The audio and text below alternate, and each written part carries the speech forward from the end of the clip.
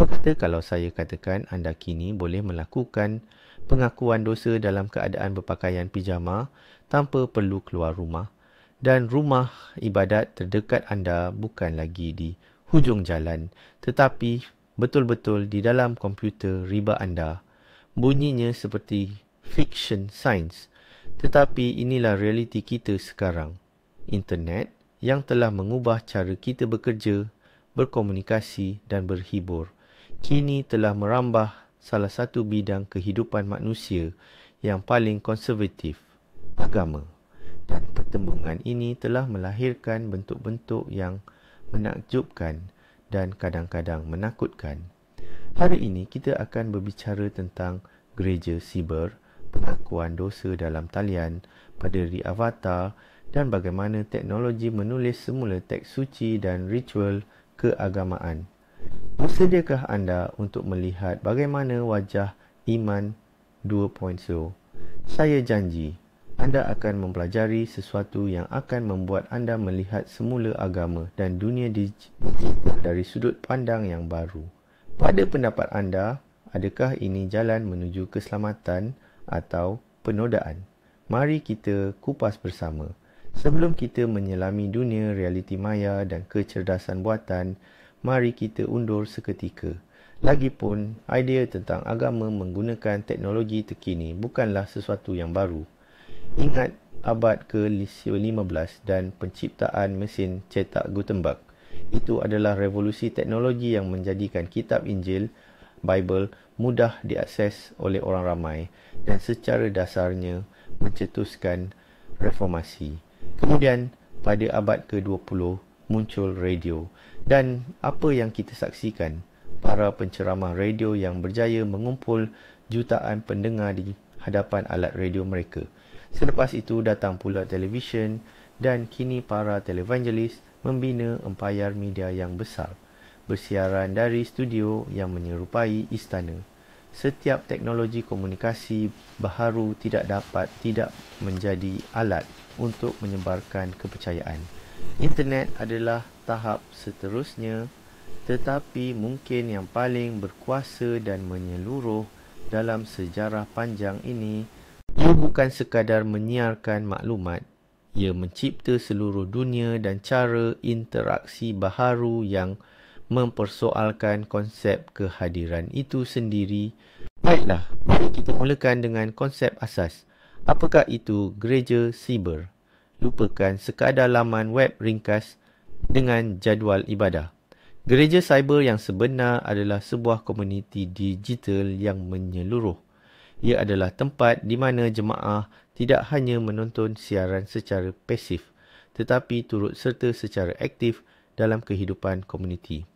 Mereka berinteraksi melalui ruangan sembang ketika khutbah maya, menyertai kumpulan pembelajaran kitab suci secara maya, mendapatkan sokongan rohani melalui aplikasi pemesejan dan bahkan bekerjasama dalam aktiviti amal.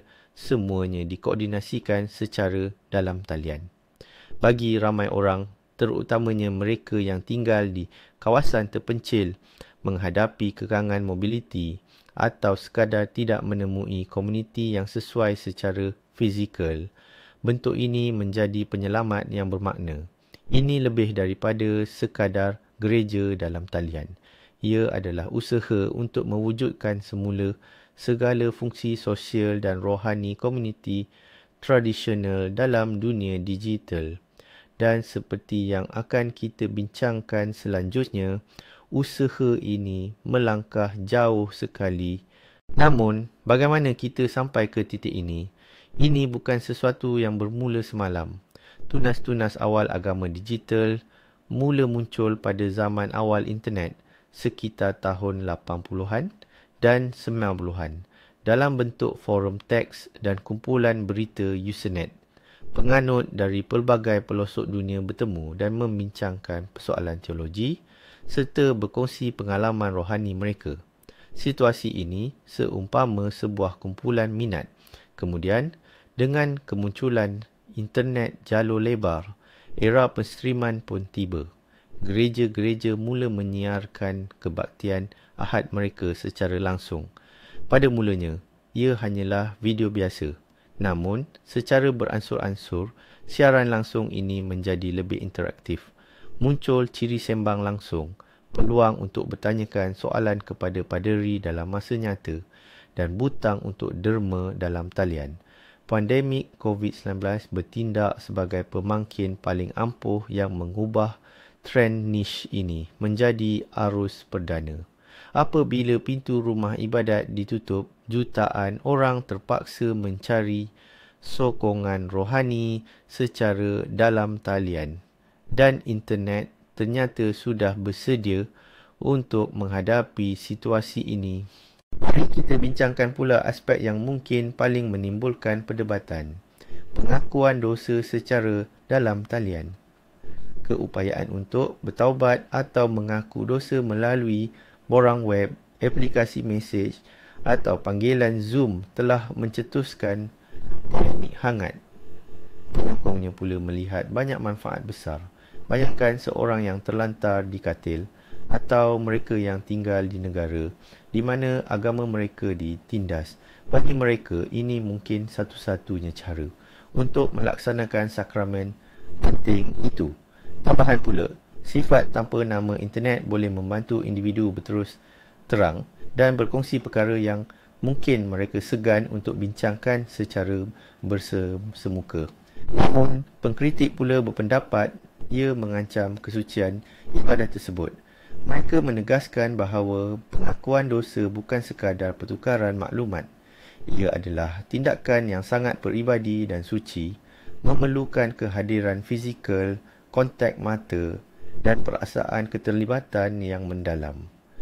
Mengubah sakramen ini menjadi transaksi digital, pada pandangan mereka akan menghilangkan kedalamannya dan menjadikan proses taubat itu sekadar formaliti, seolah-olah membersihkan cache nurani semata-mata. Bagaimana kalau kita pergi lebih jauh lagi? Bayangkan anda memakai set kepala VR dan berada dalam sebuah katedral yang agung. Di sekeliling anda, jemaah lain muncul sebagai avatar dan khutbah pula disampaikan oleh avatar seorang paderi. Ini bukan masa depan. Ini sedang berlaku. Dalam platform seperti VR Chat, sudah ada gereja maya yang beroperasi secara tetap. Kelebihannya jelas, pengalaman tenggelam sepenuhnya, rasa kehadiran dan peluang untuk melawat rumah ibadat tanpa perlu keluar bilik. Namun, serta-merta pula, soalan-soalan rumit mula timbul. Bolehkah avatar digital memiliki otoriti rohani? Adakah doa yang diucapkan di ruang maya sama sah seperti di rumah ibadat sebenar? Dan apakah yang menghalang pihak tidak bertanggungjawab daripada mencipta avatar paderi dan menyesatkan orang? Teknologi ini mengaburkan garis antara permainan dan ritual. Ahli teologi masih perlu memahami di mana terletaknya sempadan baharu antara yang dibenarkan dan yang sakral. Salah satu kelebihan internet yang paling ketara ialah kemampuannya meruntuhkan sempadan. Bagi agama pula, ini telah membuka peluang yang sangat luas. Kini, gereja bukan lagi sekadar bangunan di kawasan kejiranan anda. Ia adalah sebuah jaringan global. Seseorang dari perkampungan Siberia boleh mendengar khutbah dari paderi di California. Seorang penganut Buddha dari Eropah boleh menyertai meditasi di sebuah kuil Jepun, dan seorang Muslim dari Kanada boleh mendengar tafsiran Al-Quran daripada seorang ulama dari Kahirah.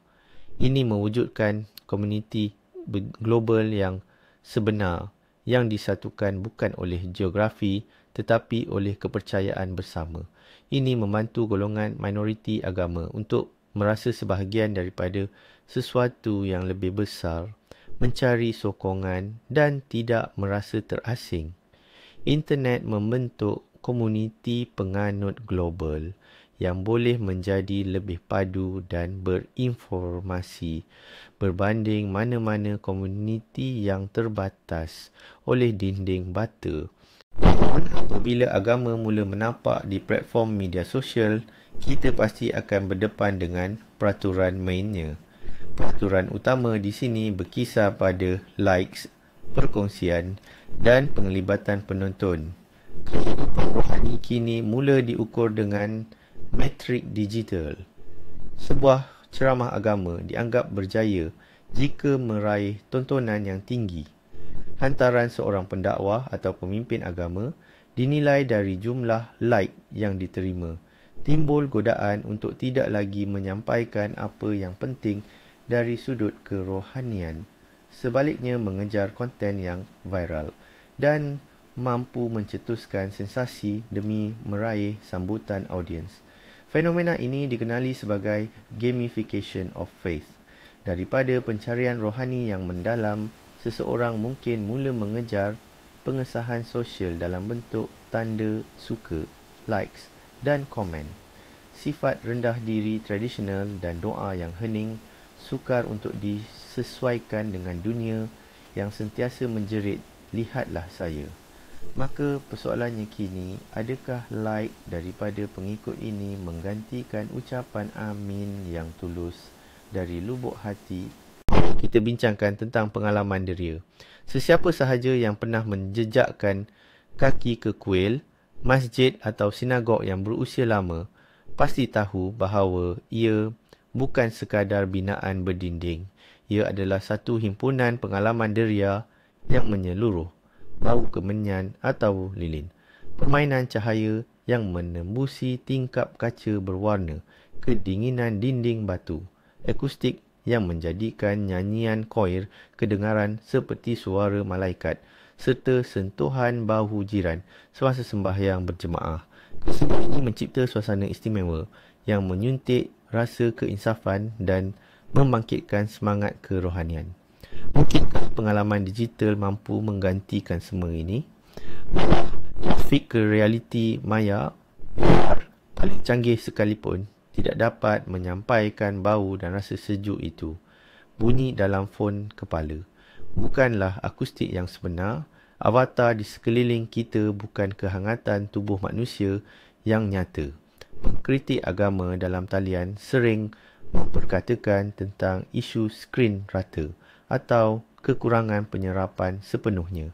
Mereka berpendapat bahawa dengan menghilangkan aspek fizikal atau ketubuhan daripada pengalaman keagamaan, kita berisiko menjadikannya nakal kekurangan kedalaman hakiki yang lahir daripada kesatuan roh dan jasad dalam ruang suci. Satu lagi masalah serius ialah jurang digital. Kita sering membincangkan potensi luar biasa internet, tetapi kita lupa bahawa tidak semua orang mempunyai akses kepadanya. Warga emas yang membentuk sebahagian besar ahli komuniti keagamaan sering kekurangan kemahiran teknologi yang diperlukan. Mereka mungkin tidak tahu cara memasang zoom atau mengendalikan alat realiti maya VR. Penduduk di kawasan miskin pula mungkin tidak mempunyai akses internet yang stabil dan pantas. Maka timbullah situasi yang paradoks. Teknologi yang sepatutnya menyatukan sebenarnya boleh mewujudkan halangan baharu. Ia boleh meminggirkan golongan yang paling rentan daripada kehidupan spiritual, iaitu mereka yang mungkin paling memerlukannya. Ini mewujudkan dua dunia. Dunia penganut yang terhubung, yang menikmati semua manfaat gereja digital, dan dunia penganut yang terputus yang berisiko terpinggir daripada tatanan keagamaan baharu ini. Baiklah, sekarang bersiap sedia kerana kita akan memasuki alam fiksyen sains yang tulen. Bayangkan, bagaimana jika ceramah atau khutbah disampaikan bukan oleh manusia atau avatarnya, tetapi oleh kecerdasan buatan. Eksperimen seumpama itu sudah pun dijalankan. Di Jepun, contohnya, terdapat seorang robot paderi bernama Mindar yang membacakan sutra di kuil Buddha.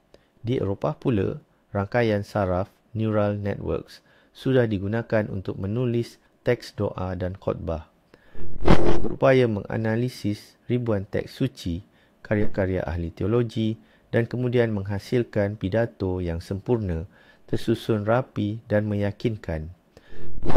Adakah mesin boleh memiliki kerohanian? Dapatkah ia menunjukkan belas kasihan, memberikan nasihat bijak yang bukan berlandaskan algoritma semata, tetapi berdasarkan pengalaman hidup dan kepercayaan? Persoalan, sama ada kecerdasan buatan boleh menjadi pembimbing rohani merupakan salah satu cabaran teologi dan falsafah paling kompleks pada zaman kita. Sahaja terdapat khalayak ramai, di situ sentiasa ada peluang untuk menjana wang. Agama digital tidak terkecuali. Kaedah untuk memonetasi kepercayaan secara dalam talian menjadi semakin kreatif dan pelbagai. Semua bermula dengan butang derma yang ringkas di laman web. Kemudian, ia berkembang kepada langganan berbayar untuk kandungan rohani eksklusif, kursus teologi dalam talian, serta sesi konsultasi peribadi berbayar dengan pemimpin agama. Trend terkini adalah blok rantai, blockchain. Wang kripto berunsur keagamaan mula muncul dan beberapa organisasi, termasuk menurut kabar angin, Vatikan sendiri telah mula mengeluarkan NFT. Kini boleh membeli token digital unik untuk image icon atau bahkan untuk doa digital. Dari satu sudut, ini adalah cara baharu untuk menyokong institusi keagamaan. Dari sudut lain, ia menaburkan batas antara kepercayaan dan perniagaan. Artifak suci menjadi aset digital spekulatif. Adakah sebenarnya garisan antara pendermaan dan perniagaan dalam semua ini? Dalam mana-mana agama utama, salah satu cabaran utama yang sentiasa dihadapi adalah untuk mengawal kemurnian ajaran atau doktrinnya. Selama berabad-abad, wujud institusi-institusi khusus seperti konsili, sinod dan dewan ulama yang bertanggungjawab menentukan apa yang benar dan apa yang dianggap sesat bid'ah. Namun, internet kini menggugat sistem ini. Maklumat tersebar dengan pantas dan tanpa kawalan. Siapa sahaja boleh membuat blog atau saluran YouTube dan mula menyebarkan tafsiran mereka sendiri yang unik terhadap kitab suci. Jika idea-idea mereka menjadi popular, mereka boleh mengumpul ribuan pengikut sebelum institusi rasmi sempat bertindak balas. Situasi ini membuka ruang yang sangat luas untuk kemunculan pelbagai jenis sekte, kultus dan ajaran sesat semata-mata. Melawan ajaran sesat digital menjadi hampir mustahil kerana dalam talian tiada kuasa pusat dan penapisan. Ini adalah satu bentuk demokratisasi teologi, namun pada masa yang sama ia juga membawa kekacauan. Perjalanan ziarah merupakan aspek penting dalam banyak agama. Melakukan perjalanan ke tempat-tempat suci adalah satu pengorbanan rohani yang memerlukan usaha, masa dan wang. Namun, bagaimana jika kita dapat melakukan perjalanan ziarah ini tanpa perlu beranjak dari sofa? Teknologi realiti maya, VR dan realiti berperantara, AR, membolehkan perkara ini menjadi kenyataan. Hari ini, sudah tersedia jelajah 3D yang terperinci ke Baitul Maqdis, Mekah, Vatikan atau kuil-kuil Angkor Wat. Anda boleh berjalan di jalanan yang pernah dilalui Nabi Isa Kristus, melihat Kaabah atau menghadiri upacara di Katedral St. Peter. Bagi mereka yang tidak mampu melakukan perjalanan, ini adalah peluang unik untuk menghayati pengalaman spiritual di tempat-tempat suci. Namun, sekali lagi timbul persoalan tentang penggantian. Adakah pengalaman maya yang serba selesa ini setanding dengan perjalanan sukar seorang ziarah sebenar? Bukankah makna sebenar pengorbanan diri dan mengatasi rintangan yang menjadi intipati sebuah ziarah akan hilang apabila apa yang perlu dilakukan hanyalah memakai cermin mata VR? Internet bukan sahaja menjadi platform untuk transformasi agama-agama lama, tetapi juga inkubator ideal untuk penciptaan agama-agama baharu. Dahulu, untuk menumbuhkan satu gerakan agama baharu, ia memerlukan seorang pemimpin berkarisma, banyak masa dan sumber daya yang besar untuk menyebarkan ajarannya. Kini, cukup sekadar mencipta sebuah laman web, kumpulan di media sosial atau pelayan di Discord. Internet membolehkan individu yang berfikiran sama dari seluruh dunia bertemu serta-merta dan membentuk komuniti berdasarkan idea-idea yang paling luar biasa. Begitulah munculnya techno-religion yang menyembah kecerdasan buatan AI atau kultus sinkretik yang mencampur adukkan unsur-unsur Kristian, Buddha dan ajaran mistik daripada permainan dalam talian. Sebahagian daripadanya tidak berbahaya, tetapi ada juga yang boleh menjadi kultus pemusnah yang berbahaya. Internet telah merendahkan dengan mendadak ambang kemasukan untuk penubuhan kepercayaan baharu, dan kita baru sahaja mula melihat implikasi daripada fenomena ini. Satu persoalan penting adalah bagaimana agama dalam talian mempengaruhi mentaliti seseorang. Dari satu sudut, ia boleh menjadi sumber sokongan yang ampuh. Bagi mereka yang kesunyian dan terasing, komuniti maya boleh menjadi seumpama keluarga sejati, tempat di mana mereka didengari, difahami dan diberi ketenangan sepanjang masa. Ini boleh menjadi cara yang berkesan untuk memerangi kemurungan dan perasaan terasing serta diabaikan. Ada juga sisi gelapnya. Keterlibatan yang berlebihan dalam dunia maya boleh mengakibatkan pengasingan sosial yang lebih teruk dalam kehidupan sebenar. Individu mungkin lebih memilih interaksi dengan avatar berbanding kontak sebenar dengan keluarga dan sahabat handai. Selain itu, paparan yang berterusan tentang kehidupan rohani yang sempurna di media sosial boleh mencetuskan rasa bersalah dan rendah diri bagi mereka yang tidak merasai keterujaan yang sama. Ini adalah garisan halus antara sokongan tulen dan penciptaan ilusi yang menggantikan realiti. Mari kita bincangkan tentang keselamatan. Apabila anda membuat pengakuan dosa kepada paderi secara bersemuka dalam kehidupan nyata, anda bergantung pada kerahsiaan pengakuan, iaitu prinsip yang tidak boleh dicabuli, bahawa apa sahaja yang diucapkan tidak akan bocor keluar dari perbincangan tersebut. Namun, bagaimana pula di alam maya apabila anda berkongsi fikiran paling peribadi dan pengakuan dosa anda melalui sembang atau borang dalam talian? Siapa yang menjamin keselamatan data ini? Di manakah data ini disimpan? Siapa yang mempunyai akses kepadanya selain paderi? Mampukah pelayan diceroboh oleh penggodam? Adakah platform itu sendiri mengumpul data anda untuk tujuan pengiklanan bersasar? Isu keselamatan cyber dan privasi dalam konteks agama digital sangatlah genting. Kepercayaan adalah asas kepada keimanan, dan jika asas ini digugat oleh kebocoran data, kesannya boleh membawa malapetaka besar, bukan sahaja kepada individu, malah kepada institusi secara keseluruhan. Jika sembang VR sudah terasa canggih bagi anda, bayangkan pula apa yang bakal tiba. Metaverse. Ini adalah konsep ruang maya, 3 dimensi yang kekal dan dikongsi bersama, di mana kita bukan sekadar berinteraksi, malah menjalani kehidupan digital, dan tanpa ragu agama juga akan mempunyai tempatnya di sana. Bayangkan bukan hanya sebuah kuil maya, tetapi seluruh kota suci dalam metaverse, lengkap dengan biara digital di mana anda boleh menjalani latihan rohani, pasar yang menjual artifak keagamaan maya, dan ruang untuk ritual kolektif yang akan terasa hampir nyata.